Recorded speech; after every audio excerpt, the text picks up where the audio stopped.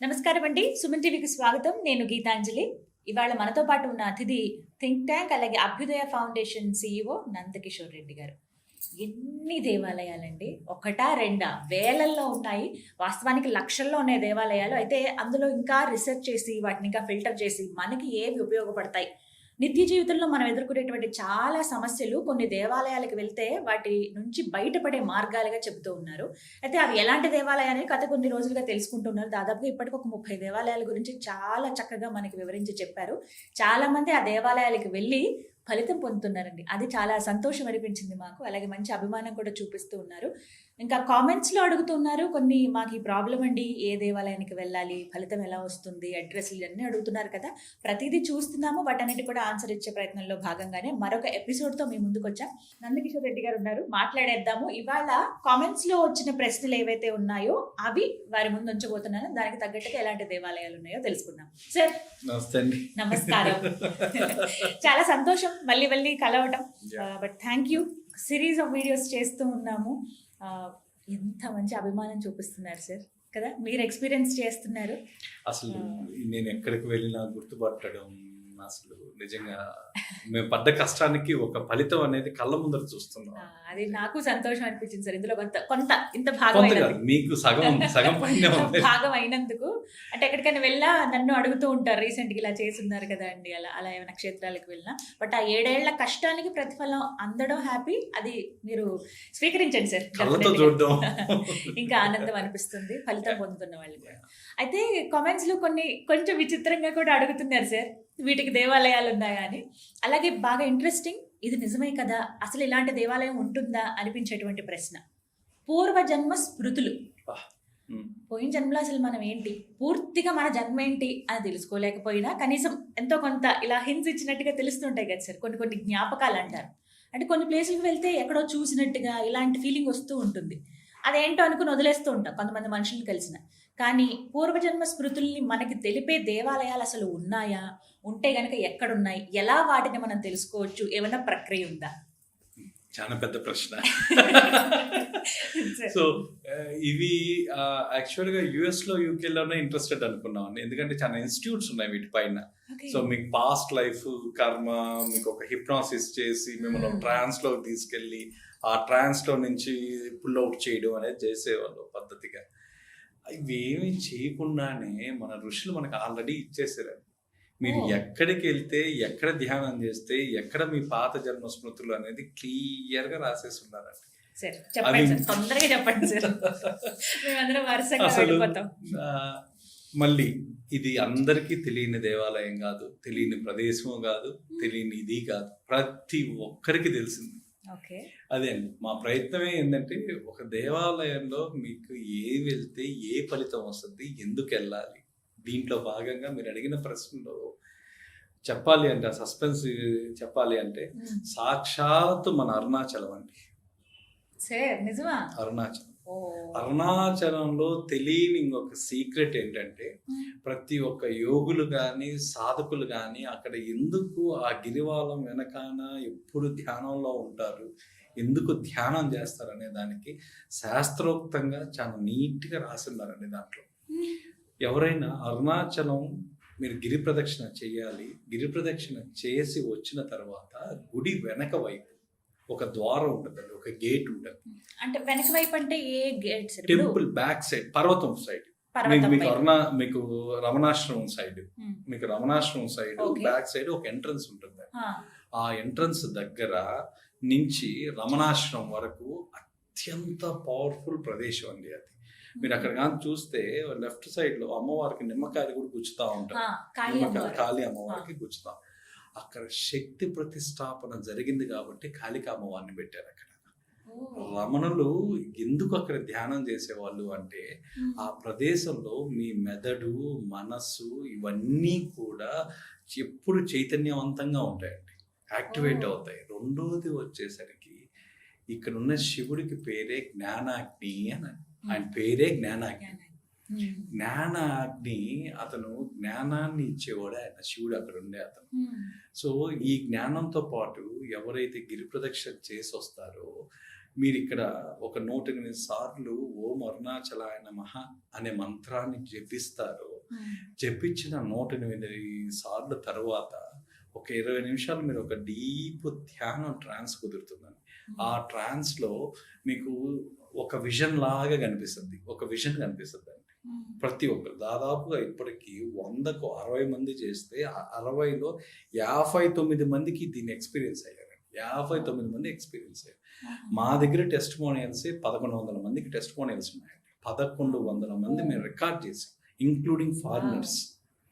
వాళ్ళకి ఎలా అంటే ఇక్కడికి వచ్చి మీరు ఆ 108 సార్లు జపం చేయడం వల్ల ఆ తర్వాత ఏమవుతుంది అంటే ఒక విజన్ లాగా తెలుస్తుంది. అంటే ఒక లేయర్ లాగా మీరు పాతది మీరు ఏం చేసేవాళ్ళు, ఒకరికి టెంపుల్ ప్రీస్ట్గా, ఇంకొకరికి ఇంకొక విధంగా, ఇంకొకరు ఏదో శివుడి దగ్గర జపం చేస్తున్నట్టు, ఇంకొకరు వర్తకులుగా, ఇలాంటి ఇమేజెస్ వచ్చాయి.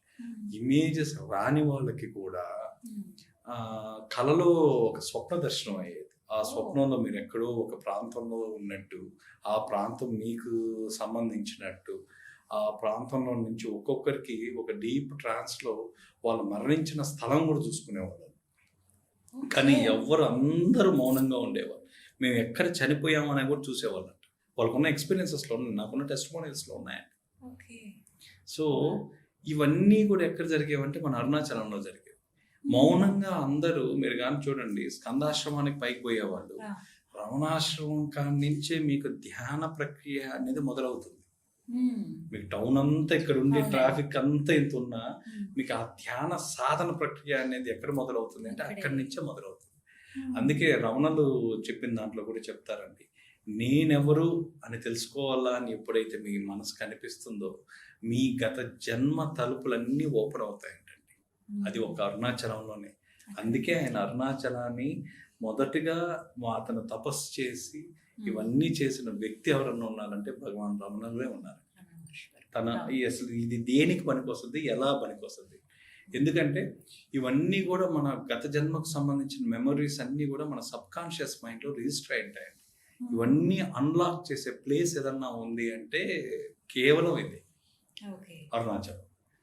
ఆ తర్వాత ఇంకొక గుడి కూడా అండి, చెప్పండి. సెకండ్ రెండో గుడి దగ్గరికి వచ్చేసరికి కుక్కీ సుబ్రహ్మణ్యేశ్వర స్వామి. ఈ కుక్కీలో సర్పక్షేత్రంలో ఏది కూడా అండి, మనం చేసిన పాత కర్మలన్నీ కూడా ఏమన్నా ఉన్నాయి అంటే ఆ పాత కర్మలన్నీ క్లీన్ చేసే ప్రదేశం ఏదన్నా ఉంది అంటే సర్పక్షేత్రం అయిన సుబ్రహ్మణ్య స్వామి, కుక్కీ సుబ్రహ్మణ్యం. దీనికి ప్రత్యేకంగా ఆశ్లేష బలి అని పూజ చేస్తారు. ఈ ఆశ్లేష బలి పూజ చేసేటప్పుడు మీరు చూడండి, మనకు కేవలం వాళ్ళు చేసే ప్రక్రియ మంత్రాలు అవి మాత్రమే కనిపిస్తుంటాయి. కానీ మీరు భక్తుల అనుభవం దగ్గరికి వచ్చేసరికి మీకు కొంతమందికి ఒక రకమైన ఇరిటేషను, కొంతమందికి ఒక డీప్ స్లీపు, ఇంకొద్ది మందికి ఎక్కడ లేని ఫ్లక్చువేషన్స్, ఇంకొంతమందికి అలా కళ్ళు మూసుకొని ఉంటే ఆ పొగకి ఏదో విజన్స్ కనిపించడం. ఇవన్నీ ఏంటంటే ఆ కర్మను క్లీన్లైజ్ చేస్తుంటాయి, మొత్తం క్లీన్ చేస్తుంటుంది. ఆ ఆశ్లేష బలి పూజ అనేది నక్షత్ర శాంతి అంటారని కాదండి, కానీ మీ డిఎన్ఏలో ఉన్న మీ కర్మలో ఉన్న దాన్ని క్లీన్ చేయడానికి ఆశ్లేష బలి పూజ. పాస్ట్ కర్మను కట్ చేసే ప్లేస్ ఏదన్నా ఉంది అంటే అది ఆశ్లేష బలి పూజ.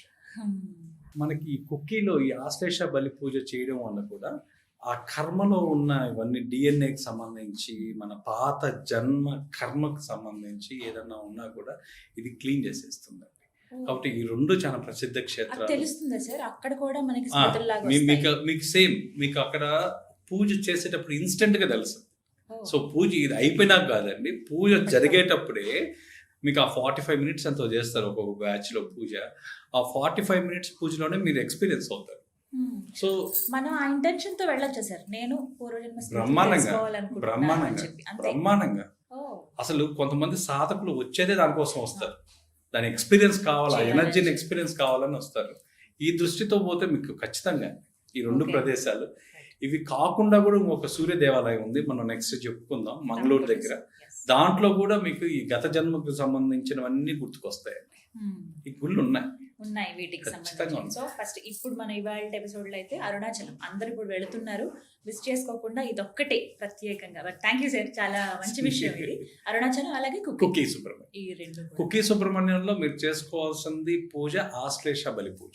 ఈ ఆశ్లేష బలి పూజలోనే మీకు తెలుస్తుంది. అరుణాచలంలో అయితే ధ్యానం, అరుణాచలంలో అయితే మీకు ధ్యానం గిరి ప్రదక్షిణ చేసిన తర్వాత 108 సార్లు ఓం అరుణాచలాయ అన్న మంత్రాన్ని జపించిన తర్వాత మీకు ధ్యానంలో ఒక విజన్ లాగా కనిపిస్తుంది, లేదా రాత్రి కలలో కనిపిస్తుంది, లేకపోతే ఎగ్జాక్ట్గా 4 days తర్వాత మీకు ఒక స్పృహ వస్తుంది, అనుకోకుండా ఒక స్పృహ వస్తుంది.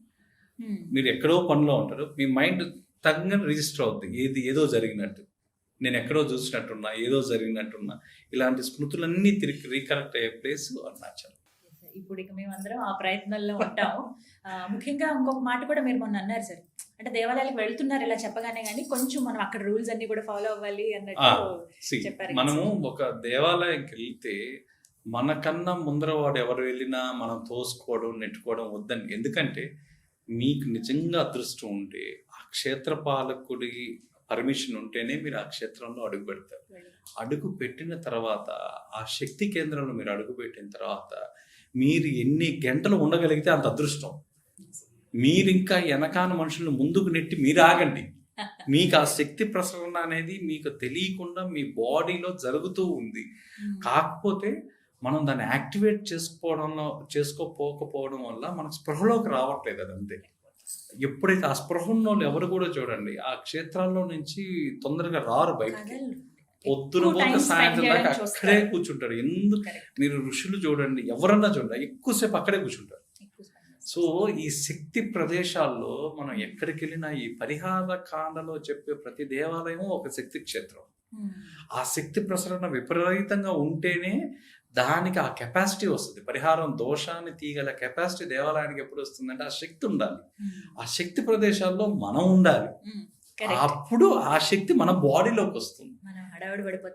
మనకు 5 నిమిషాల్లో అయిపోద్ది, 10 నిమిషాల్లో అయిపోద్ది, అరగంటలో అయిపోద్ది అంటే మీరు అసలు ఎందుకు వెళ్తుండట్టు? మీకు అసలు ఫుల్ ప్రసరణ జరగాలి. శక్తి ప్రసరణ అనేది 72,000 నాడులకి వెళ్ళాలండి. మీకేదో మీరు చూసే కళ్ళతోనో మీరు చూసే దీంతోనో కాదు. ఆ శక్తి మీరు ఏదైతే అక్కడ తీసుకుంటారో అది 72,000 నాడులకి వెళ్ళాలా. 108 ఎనర్జీ పాయింట్స్ యాక్టివేట్ కావాలా. ఇంత సిస్టమ్ మీ బాడీలో జరగాలంటే మీరు ఎంతసేపు ఉండాలండి? దాదాపుగా ఒక 4-5 hours ఒక పూట పడుతుంది. ఒక పూట ఖచ్చితంగా ఉండాలి. ఖచ్చితంగా క్యూ లైన్ అంటే మీరు ఉండేది ప్రాంగణమే అది. అది ఒక దేవాలయానికి ఒక 4 కిలోమీటర్లు 5 కిలోమీటర్ల ఆరా ఉంటుందండి. ఆ 4 కిలోమీటరు ఈ శక్తి ప్రసరణ అనేది భూమి లోపల గాలిలో జరుగుతూనే ఉంటాయి కంటిన్యూస్ గా. ఆ ప్రదేశంలో మీరు ఎక్కడున్న ఎనర్జీని ఒక యాంటీనా రిసీవ్ చేసుకున్నట్టు రిసీవ్ చేసుకుంటుంటారు మీరు. సో అందుకే అక్కడెక్కడ కానీ మీరు చెప్పులు లేకుండా ఉండడం నుంచి మీ శక్తి ప్రసరణ అనేది జరుగుతూ ఉంటుంది. కాబట్టి మనం క్యూ లైన్ లో మనం దోసుకోబల్లే. నేను ముందు వెళ్ళాలన్న ఆరాటం మనకు అస్సలు అవసరం లేదు. నేను ఎక్కువసేపు ఉండాలని కోరుకోవాలి. దేవుణ్ణి మీరు అక్కడ ఏం కోరుకోవాలంటే, అయ్యా నాకు కొంచెం శక్తినిచ్చి ఓపికనిచ్చి నన్ను ఇంకొక 2 గంటల సేపు ఎక్కువ నీ శక్తి ప్రదేశంలో ఉండేదానికి అవకాశం ఇవ్వండి అని కోరుకోవాలి. ఇలా ఎప్పుడైతే కోరుకోవడం మొదలు పెడతారో మీకు తెలియకుండానే మీ లోపల ఉండే శక్తి అన్ని ప్యూరిఫికేషన్స్ అన్నీ జరుగుతూ ఉంటాయి. మీ కంటికి కనిపించవు అంతే. అవి కంటికి కనిపించినంత మాత్రాన అవి లేవు అనేది లేదండి. సో మీరు ఏదన్నా క్షేత్రానికి వెళ్ళినప్పుడు, ఏదన్నా దేవాలయానికి వెళ్ళినప్పుడు దేవుడికి దయచేసి చేతులెత్తి మొక్కండి, స్వామి నన్ను ఇక్కడ ఎక్కువసేపు పెట్టి ఈ క్షేత్రంలో నన్ను కనీసం నిద్ర చేసుకునే అవకాశం ఇవ్వు ఇక్కడ. ఎందుకంటే నాకు ఏదో పనుల వల్ల ఏదో పరిగెత్తడాలు ఎక్కడికో వెళ్ళడాలు కాకుండా ఈ క్షేత్రంలో నా ఎనర్జీ పూర్తిగా వచ్చిన తర్వాతనే నేను ఈ క్షేత్రం నుంచి బయటికి వెళ్తాను అని. సో ఈ పర్సెప్షన్ చేంజ్ కావాలండి. ఎప్పుడైతే ఈ పర్సెప్షన్ చేంజ్ అవుతుందో, అంటే ఇది ఎప్పుడు చేంజ్ అవుతుంది అంటే మీలో ఉండేది శరీరం కాదు ఒక శక్తి కేంద్రం అని మీరు ఎప్పుడైతే ఫీల్ అవుతారో మీ శక్తి కేంద్రాన్ని తీసుకుపోయి ప్లగ్ ఇన్ పాయింట్ చేస్తుంది. ఎట్లా మనం రోజు దేవాలయానికి పోవట్లేదు, కనీసం పోయినప్పుడన్నా ఒక్కసారి మనం పోయేది. ఆ సంవత్సరానికో నెలకో పోయినప్పుడన్నా ఎక్కువసేపు ఉండాలి కదండి. ఉంటే మీ బాడీ మీకు రీఛార్జ్ అవుద్ది, మీకు ఎక్కువ రోజులు వస్తుంది. చాలా మంచి సలహా సార్ ఇది. Thank you.